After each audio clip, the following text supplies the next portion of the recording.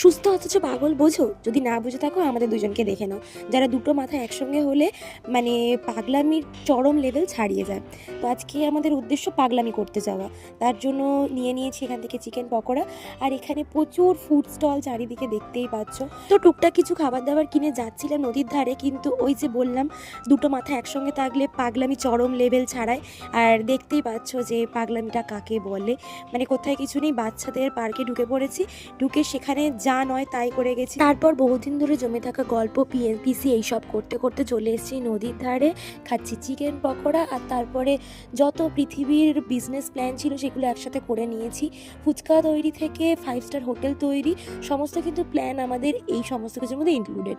আর আমাদের গল্প মানে শেষই হয় না। আর পাগলামি তো দেখতেই পাচ্ছ, দুজন মিলে পয় পায় করে একটু ঘুরে নিলাম।